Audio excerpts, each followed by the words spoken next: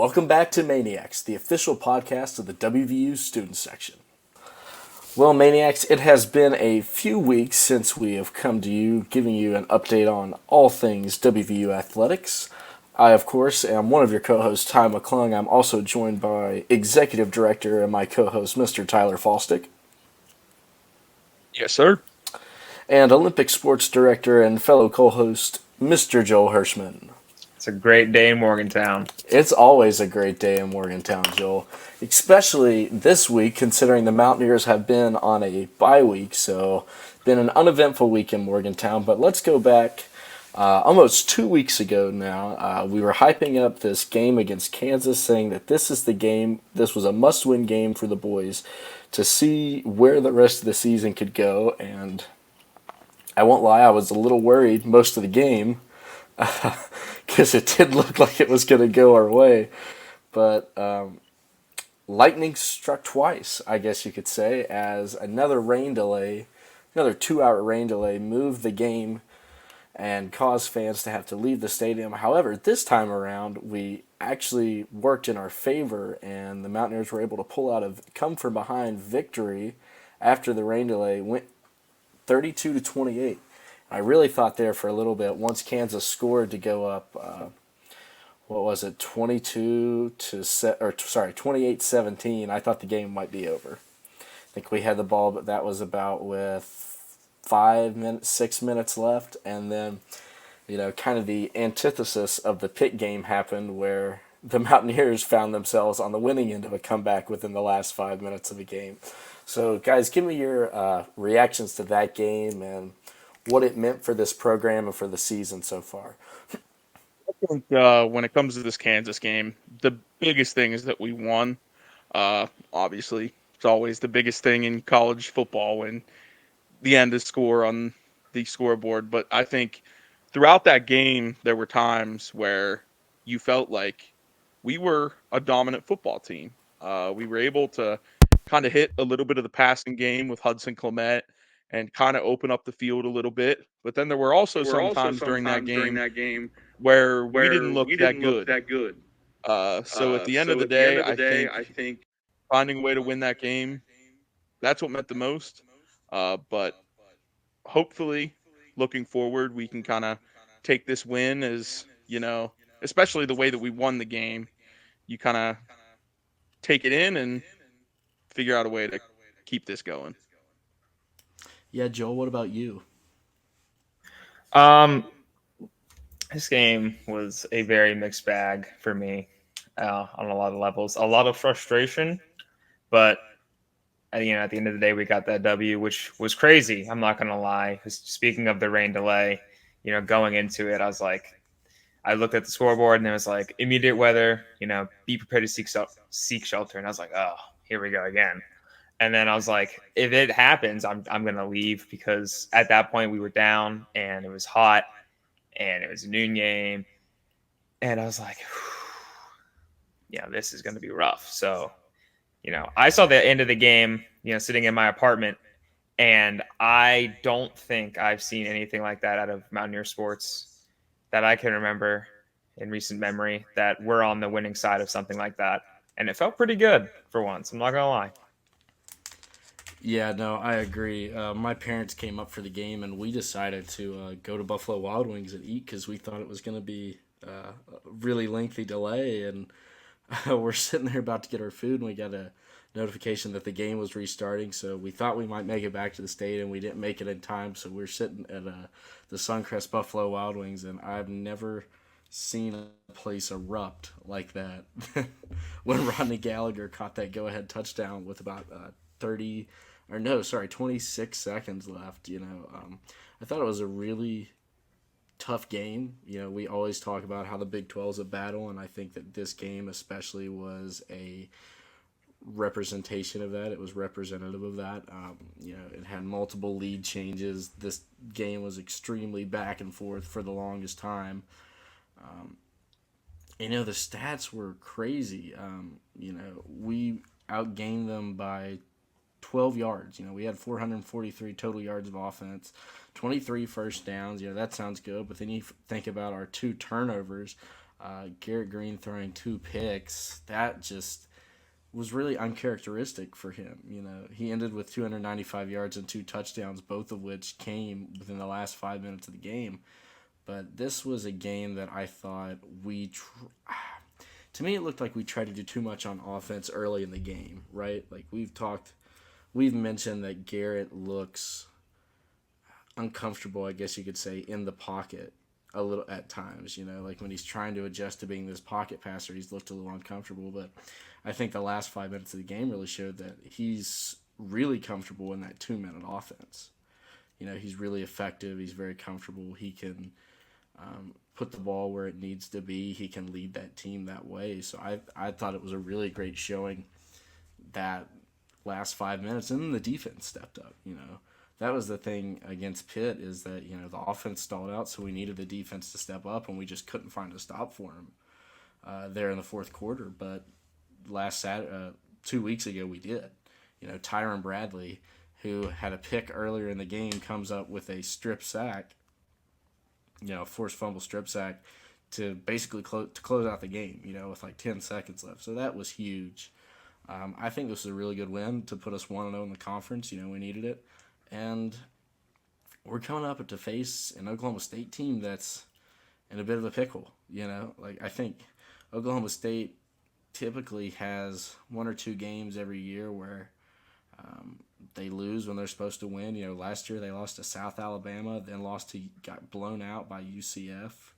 So, this is a team this Oklahoma State team is interesting, I think is the best way to say it. So I just want to hear a little bit about what you guys have to think about our next game coming up against the Cowboys Saturday at 4 o'clock Eastern Standard Time on ESPN2. Yeah, this Oklahoma State team, we know him. We've played against Ollie Gordon before, and we remember what he did last year. I think the biggest thing with this game is I hope they play Bowman. Fingers crossed, that man has thrown a lot of interceptions in at least these last couple of games that I've seen him. I think the biggest thing with this game is going into an environment, honestly, kind of how Kansas came into Morgantown this week or last week. It's a battered team. They've lost some games that they should have won, or at least games that they think they should have won. And we're coming into their territory, and we have to deal with that. So I think making sure that we keep this Big 12 streak alive is a big thing, especially with how the games that we've dropped early in the season. I think the -3 for Oklahoma State, so we got a tough one this week, and I hope Neil Brown can rally the troops and get these boys ready for Stillwater. Yeah, this Oklahoma State team started 3-0 and rose up to 14th in the country before they hosted Utah at home and lost a heartbreaker. Comeback in the fourth quarter, fell short, and they lose by 3 to the Utes. And then last week they go on the road to Kansas State, and many people thought that would be a competitive game. They were only down, I think, 8 at halftime. I think it was like 21-13, and then the second half comes out and they just get run off the field. It ends up 42-20. The second half was not competitive at all. Avery Johnson and the Wild. Avery Johnson was slinging the ball everywhere. He was running everywhere. They couldn't stop him. It reminded me of Ollie Gordon's performance against us last year in the fourth quarter. Yeah. And did you like Coach Brown's comment in this press conference Monday? I don't know if we've finally ever tackled Ollie Gordon yet. So we shall see. Joel, what about you? What do you think about this upcoming game? I'm excited. Going back to last year's Oklahoma State game, we were winning that game until we ran into each other in a punt, and then things started spiraling drastically from there. And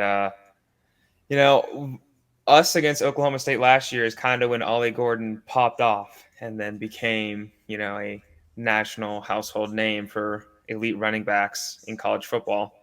And looking at ESPN Bet, they have us as plus 145, which I can see. Oklahoma State was ranked, and they are coming off of a really bad loss, in my opinion. And this is going to be a a testament to Oklahoma State's toughness, mental toughness. We're going to see, if they're going to be able to bounce back. And, we're coming off of a bye week and a win. So that's honestly huge for us. And they're coming off of a big loss. But it is at Oklahoma State. And I believe we said Neil was 1-1 at Oklahoma State. So, a 500 record on their field. I think it's going to be a good game. I think it's going to be a really competitive game.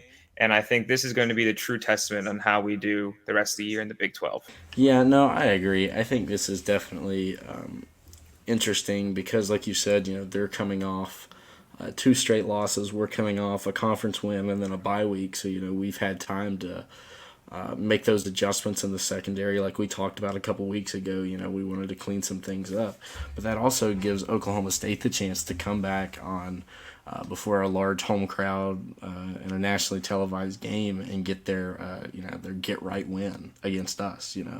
Against a West Virginia team that's is down from what people thought they would be. I guess you could say at this point in the season. I don't think any of us thought we would be 2-2 was kind of a worst case scenario.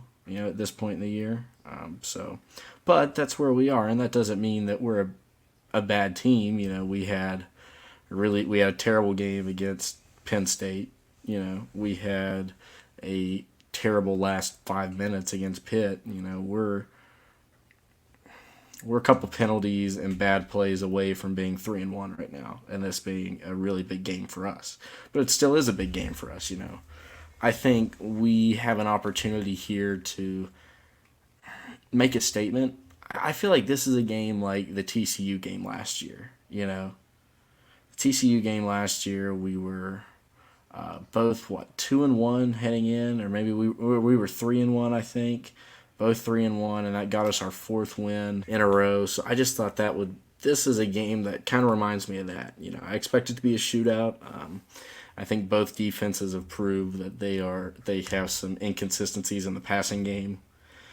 Pass coverage is definitely something that we've worried about this entire year, and I think that Oklahoma State is similar because Avery Johnson threw for 259 yards and 3 touchdowns against them. There's some holes in that secondary that if we can, if Garrett can settle in and, make some throws and our receivers can catch the ball, I think we'll be fine. I also think that there's some holes in their run defense too, because, DJ Giddens from Kansas State ran for 187 yards against them, So I'm fully convinced that we should run the ball, I think we should run the ball down their throats. But I want to ask you guys what you think we've worked on defensively, and how we've, what our defensive game plan is coming in. Because Tyler, like you said, Alan Bowman has thrown 6 interceptions on the year, and their main offensive production, Ollie Gordon, he only had 76 yards. Or sorry. Let me see how many yards he ended up with. Yeah, 76 yards last week against Kansas State. So how do you guys think, we've taken what we've learned from our first couple games, our first 4 games, and what do you think we've done in this bye week to kind of prepare for that? When it comes to our defense, we've learned that I don't think we're a team that can man up. There's certain defenses that can find a way to fill the line and get a bunch of pressure and then man over the top. And I think we've realized that we're a team that needs to drop back into zones, which is completely fine. There are certain teams that run zone more effectively than good man teams run man. So I think when you're going against a team like Oklahoma State that has a stud running back and has a half decent passing game, my opinion is that you load the box and play a lot of 2-man zone over top. The biggest thing is just trying to limit deep bombs and limit the run game. If we can do that, and if Alec Bowman is having to sit there and throw 7 to 10 yard passes to dice us down the field, I can live with that because I don't believe in his ability to do so. But when it comes to our defense, I think we've learned a lot about kind of our personnel, who we are, and hopefully we call a good defensive game against Oklahoma State. I think it's obviously been one of our weaker points in the first couple of games. But I hope that our linebackers can find a way to wrap up and tackle, because I felt that was a strong issue in the game last year, was runs that should have been stopped 3 to 4 yards turned into 25, 30-yard runs because we're having our cornerbacks trying to tackle out Ollie Gordon. So at the end of the day, I think loading the box and playing help defense is going to be the best way to go against this Oklahoma State team. Yeah, I agree. I remember last year, I think after that punt, we muff punt, Joel, I think we all started to watch the game go downhill, and, we were heading out of the stadium.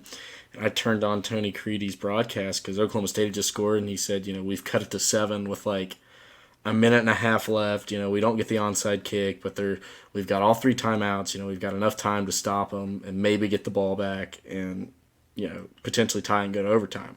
So I was like, well, maybe I'll hang around. So I'm waiting, right next to the stadium gate, and then I'm listening to the radio, and I hear everybody just kind of like groan, and I hear Tony Creedy say, "Gordon cuts up the middle, and he is gone." Another 64-yard touchdown. His performance in the fourth quarter last year needs to be studied by anybody who loves running backs. But yeah, Tyler, I think we need to load that box because our problem was tackling. We were turning, like you said, 3 or 4 yard gains into 20-plus yard rushes.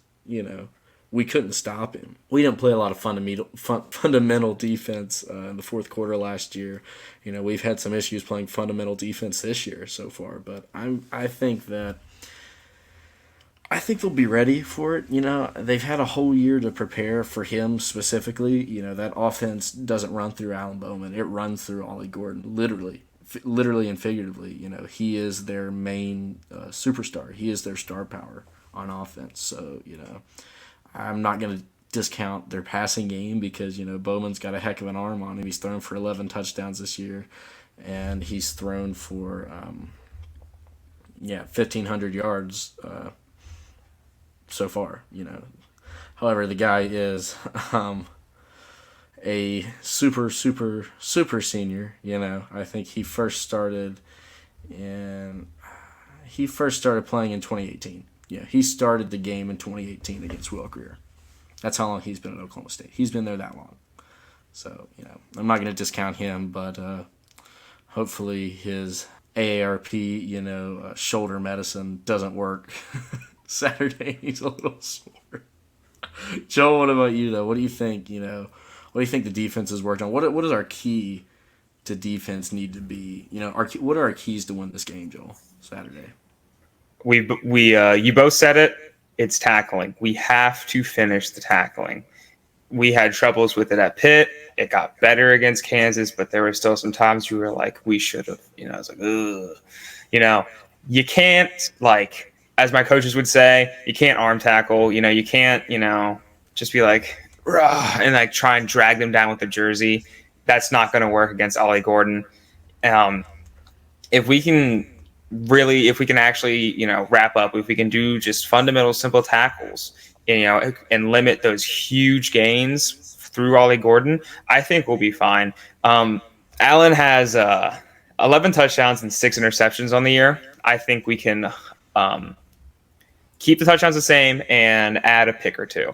If we can get pressure on the front line, kind of make them panic a little bit. And as Tyler said, play good zone defense. If we focus on the zone, if we, stick to those fundamentals, I think really, we can have a super dominant and a very much needed dominant defensive performance. Because, at the end of the day, football is just fundamentals and the little things. And I think the thing that is killing us the most on defense, and we've said it, and I will continue to say it, is tackling. It's gotten better, but it is nowhere near where it should be. Mm-hmm. Yeah, no, Joel, I definitely agree. And I think we need to remember this is a team that we beat 2 years ago. 2 years ago, we had already been eliminated from bowl contention. We're just fighting for respect out here, and we came away with a really gritty win in rain-filled game.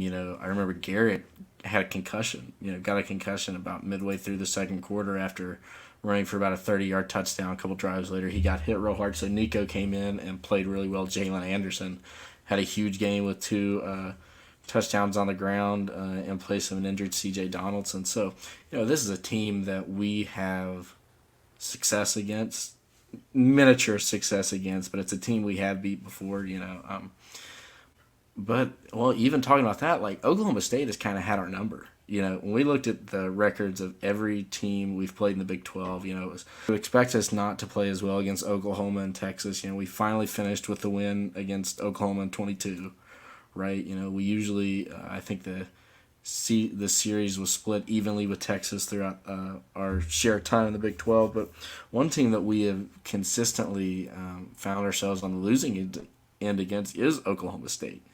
Mike Gundy runs a really solid program. They're a team that averages, 8 or 9 wins a year. So, they are a successful program that has a lot of success in, developing players for the next level. They might not win the conference championship every year, but that doesn't mean there's been a lot of great Big 12 teams that haven't won the conference championship. So I think that this is a huge game for the Mountaineers because this is one where if you can prove by winning, Saturday, if you get over 5, you're at 500 now. If you can get back in the win column and finally for the first time be over 500 for the year, that's huge. That goes a long way into proving people wrong, and you carry a lot of momentum. You carry so much momentum going into the next week, home against Iowa State for the night game coal rush. This is a game where we need to look to build momentum. This is not a game where we have to look to get back to what we thought we were, because that's not going to happen. You can't climb a mountain overnight. You take it one step at a time. You can't. How do you eat an elephant one bite at a time? You have to be able. This is one of those games where you set everything else aside and you go 1-0 for the week, like Cole Taylor said. You want to go 1-0 this week. I think that's the mentality the Mountaineers need to play with right now, and I'm excited to see it. ESPN2, 4 o'clock Saturday, Maniacs catch the Mountaineers traveling to Stillwater to take on the Pokes, the Oklahoma State Cowboys, at Boone Pickens Stadium. We'll be right back talking a little bit of football.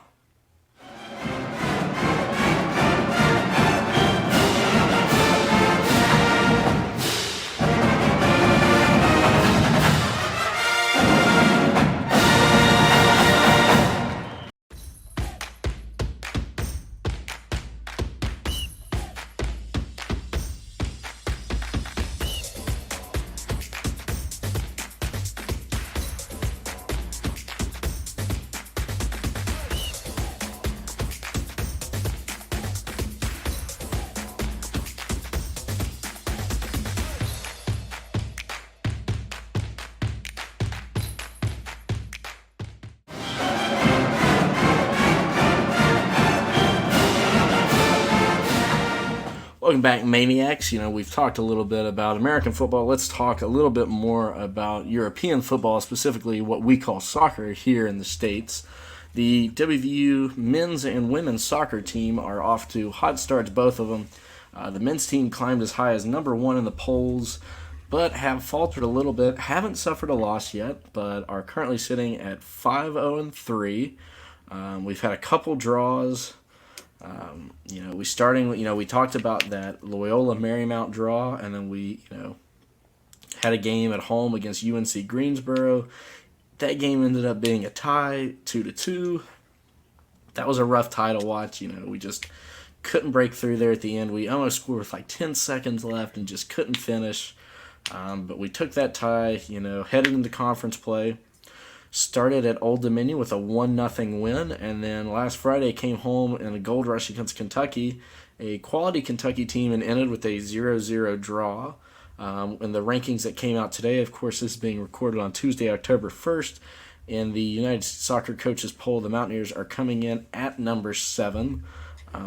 Conference foe Marshall is at number 5, and our arch rival Pitt is at number 1. So rankings suck. Let's say that for the truth. Men's soccer team does not. They are very, very good. They are just having a bit of a rough time. Actually, as the time of this recording, we are about to kick off against Bucknell in the last non-conference game of the entire season. No, correction, sorry. We do have one more non-conference game in mid-October at Dayton. So, we have a break, but we're coming up on a big conference stretch here. So this is a game that the Mountaineers, I don't want to say a must-win, but you need to get a win. You need to get that 6th win. You've suffered 2 draws in the last 3 games that you've had. So, talk. I mean, you got Joel. You were at that game last Friday against Kentucky. Tell me a little bit about what you saw. What we need to do, not to right the ship, but to get back on track to what we want to accomplish. Because we haven't fallen off the horse yet, but we're not It looks like we're not necessarily heading in the right direction.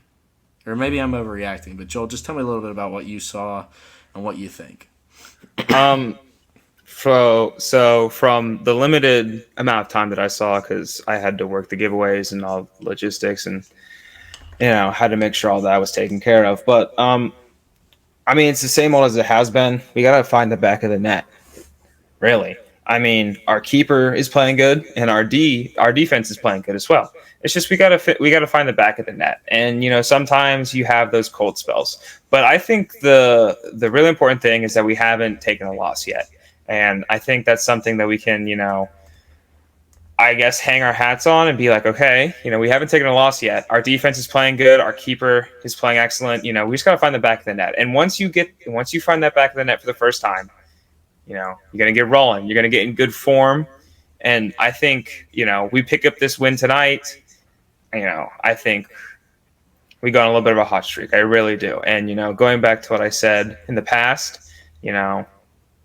Dick Stadium is becoming a fortress. I mean, last Friday, it looked sold out from what I could see. In the little grassy area, I was looking over in the stadium. I was like, whoa! And even the grassy area, the entire fence was covered. So, I think, we get this win tonight. We get about a goal or 2, I think, and we just get in form. We get hot, and we ride this wave. And I think also you take a little bit of disrespect from going from 1 to 7 without picking up a loss. Yeah, you have some ties against some teams that you really should not have tied with. But at the end of the day, you don't have a loss. And I think that's really important for this team to rally around the fact that, we're still technically undefeated.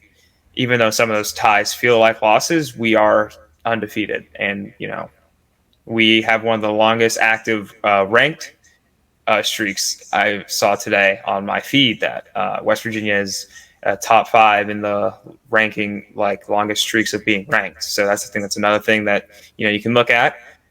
Me personally, I don't think we have too much to worry about as of right now. I think if we drop 1 or 2 games, I think then you can kind of start to worry a little bit about this team. But as of right now, I still have full confidence in these lads.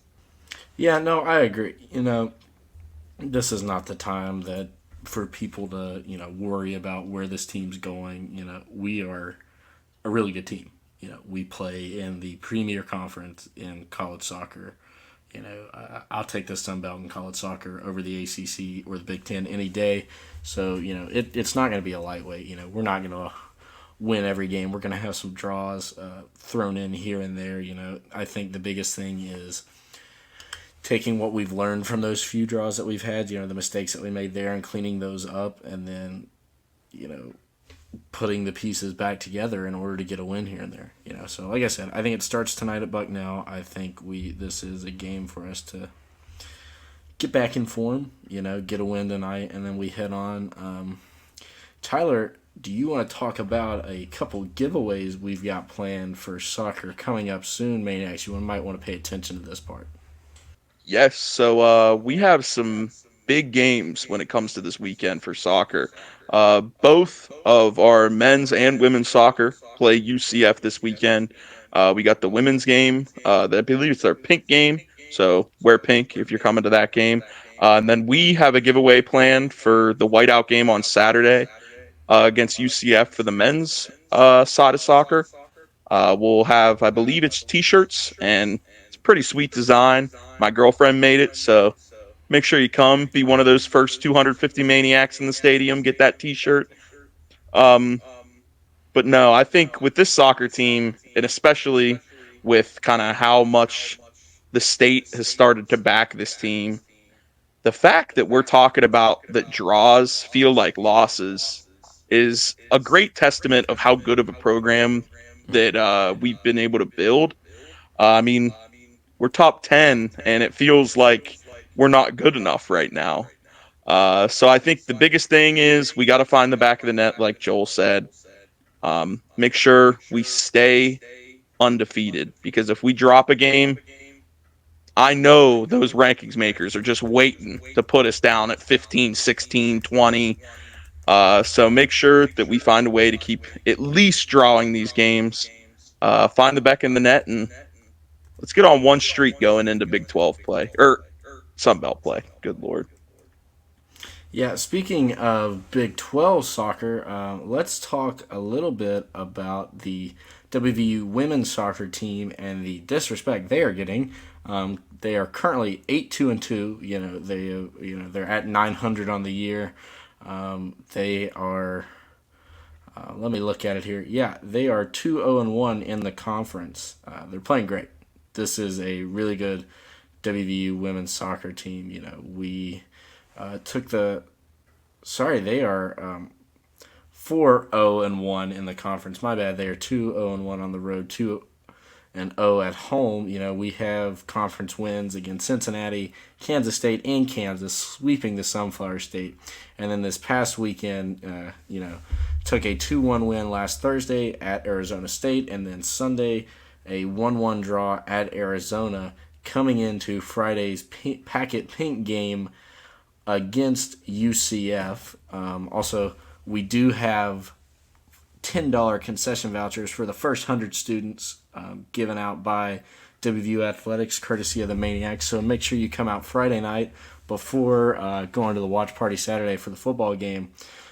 This is a really good team that is not getting enough credit whatsoever in the polls. We have not even received a vote. I'm looking at teams with two losses, 3 losses. There's an 8-2-2 team here. There's multiple 8-2-2 teams that are ranked, and we haven't even received a vote yet. So I don't know what in the world is going on, why they are punishing us for what is a really good record. I don't really get it. So I agree with you, Ty. I think this team is very underrated. I think disrespected is the perfect way to put it, honestly. I mean, we have 6 games left in the year, and so far we are undefeated in conference play. And honestly, I think we're being disrespected by the polls, but also I think the fans need to start showing out a little bit more. Or actually, no, a lot more for women's soccer. I mean, we can do it for men's soccer, and both these teams are, I believe, on pretty equal footing on terms of skill. I mean, coming off of the year the women's had last year, a little bit of a disappointment. Right now, they're riding the hot hand. I mean, like you said, we swept the state of Kansas, and then we split with the state of Arizona. But even then, you go to Arizona from West Virginia. This is the first time that they've had to do that. That's a long flight. I took that flight this summer. It's long, it's tiring, jet lag, all of that. But, coming back home this Friday for a pink out, I think if we get a very commanding win, I'd say, I want to say, like a 2-0 win, a 2-1. I think we should at least get a vote. Like you said, Ty, I mean, there are other teams that, we think are worse than us that are in the polls, and we don't even have a vote. It's just a slap in the face of this team. And, if I'm in that locker room, that's a huge thing that I'm bringing up. Like, we're being disrespected, not even to the point where we're underrated or a dark horse. We're just straight up being disrespected. And you got to prove them wrong. You got to show them, that you are the team that you are and not who they think you are. And I think UCF is the team that sadly will face the wrath of this women's team to no longer feel that disrespect. Yeah, no, I agree. This is what, I don't know, like I'm awestruck that they haven't even received a vote, that they're not getting any respect from the national media, from soccer media. This is a program that Nikki Izzo Brown and her staff literally built from the ground up. She has put this entire program on her back and led us to unparalleled success. We were a finalist for the 2016, Women's College Cup, lost a heartbreaker in the national championship game. She's won numerous titles. We run the Big 12 when it comes to soccer. We have the most soccer titles in Big 12 soccer history, conference or regular season. Like if you think Big 12 soccer, you think West Virginia. TCU's been good lately. Kansas has been good lately. Baylor's been good in the past. But when you think of Big 12 soccer, you think of the West Virginia Mountaineers, and it shocks me that they're not getting the respect they deserve from the media, or like you said, Joel, the fan base. Like this is a team that needs our support. We're there cheering them on. Like, this is a good team. We had a couple early season stumbles, but they righted the ship, and look where they are now. They are in a 3-way tie for first place in the Big 12 Conference, 5 games in to the conference schedule. That's huge. Mm-hmm. That's amazing. And I just don't understand why they're not getting the respect that they deserve here. So we have a couple big games coming up. Like we said, Friday against UCF. Next Thursday, they are at TCU, and then at Baylor the following Sunday. Those are 2 big games, both on the road. I think if you can beat UCF and then split between TCU or Baylor, or even come away with the sweep, you are in an amazing position to,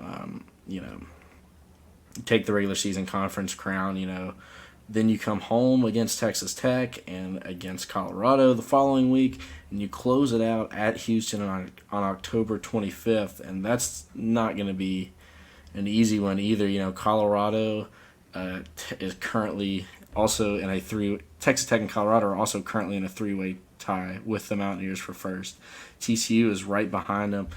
Houston is currently 0-5 in the conference. They are 3-7-1 overall, so that one may be a little bit of a relief. But you never want to assume things. So, you've got a pretty decent Baylor team thrown in there too. But you've got about 3 weeks left in the season. You've got a road week, a home week, and then one final road trip. So this Mountaineer team is in a great position to win the regular season conference title and get the 1 seed heading into the conference tournament. They are making a very good case for themselves right now as to why they should be in the NCAA tournament come the end of the season.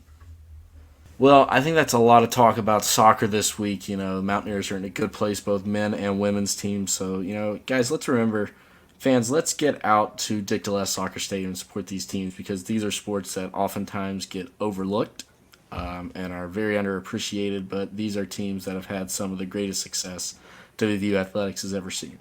So we're going to take a short break. We will be right back talking about the volleyball team. So we'll be right back.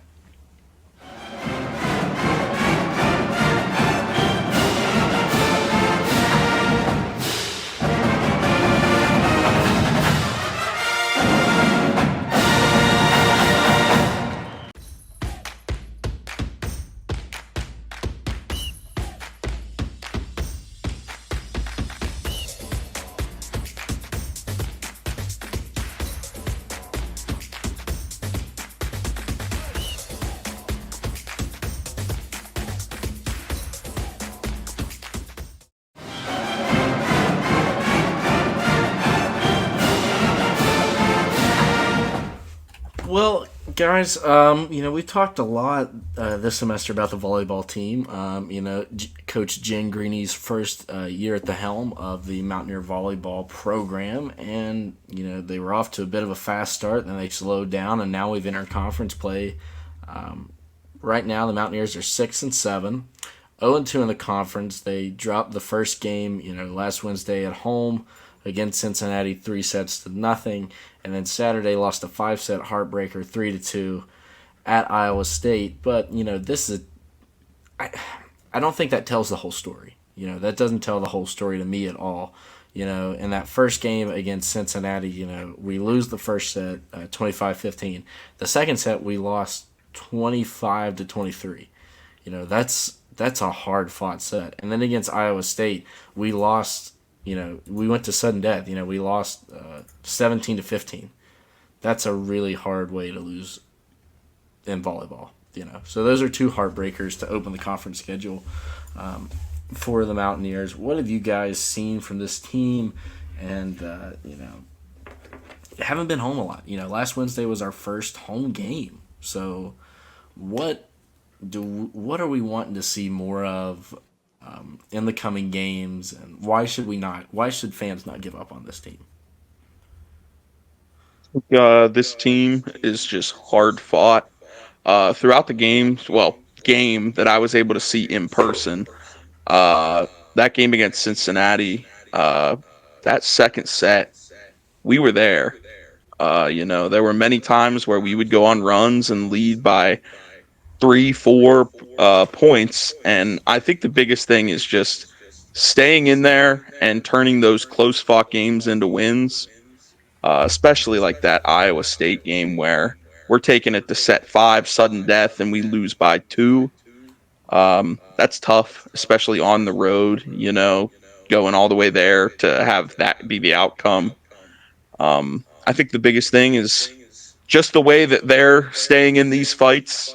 The fan base has to back them and stay in the fight as well. But I think Greeny's going to find the way to right the ship and turn these close losses into wins. Yeah, Joel, what do you think? I mean, this is what do you think about this volleyball team from what you've seen? I think that this volleyball team, like Tyler said, is hard fought. They have 6 wins on the year so far, which is already 3 less than they had all year last year. I think Coach Greeny has already done a ton for this program. As Tyler said, for their home opener, that second set, is 23-25. I feel like if, things just would have gone our way, I think we would have won that game just in general, really. And then going to Iowa State and, having a heartbreak loss. But the fact that you are able to come back after, getting swept and then, fighting tooth and nail to, go to the very end and then just have a heartbreaking loss. I think that these are signs of a team that, has grit, has that fight, When Dan Campbell got hired to the Lions, he said, you're going to get kicked down, but we're going to bite your kneecaps on the way up or down. And I think that that's a mentality that this team, is going to have. I think Coach Greeny, has already, like I said, has already done a ton for this program. We have 6 wins out on the year already, and I think it's only going to go up. I think we're going to get those double-digit wins that we should have been getting, and I think the fans need to continue showing their support. Don't give up on this team. This team's far from, a team that you should give up on. I think, it's only up from here. I really do. I think, even looking past this year, I think Coach Greeny is going to make this volleyball program, a powerhouse when it's all said and done. Really, I do. Yeah, I do. I do too, Joel. I agree. We've had a rough few years, speaking of volleyball, and that's putting it lightly. We lost our coach. We had a lot of players transfer out. We had a string of losing seasons. We make the NCAA tournament, and then one year, and then we turn around and have one of the worst seasons in WVU sports history the next. So what Coach Greeny has already done is monumental for this program, and she's nowhere near done. This is a program that is, I think, getting better each day, each match. We might be 0-2 in the conference, but they are a far better team now and they're in a much better place than they were a year ago. And I think it's fine to say that because they are. They look hungry to play. They're happy. They're working well together. We just haven't had the ball fall our way so far. I think it will. We're still learning. The first year of any head coach is going to be rough. Just like with Coach DeVries and the basketball team, we might not be the greatest team ever. Shots may not fall the way we want them to, but I think that we found the right person for the job. I think that we're going to get a lot better, and I think we're going to see a real high point in Mountaineer volleyball very soon. Well, guys, I think that's really about all we have. Tyler, is there anything you wanted to add? Come to the giveaways. That's one of the main things that we do, and we want to see you out at those games. Come support the women's team on Friday. Come watch the football game with us on Saturday, and make sure you cheer your heart out at the game on Saturday night. Stay with us, and let's have a great rest of the year. Yeah, Joel, you got anything? I think Mountaineer athletics are on the come up. I think all of our sports are looking good. And I think this is going to be an exciting rest of the year. Yeah, I do too. I think we're in a good place in really every program right now. Like Tyler said, Friday night, the pink out game for the women's soccer team against UCF starting at 7:00. Gates open at 6.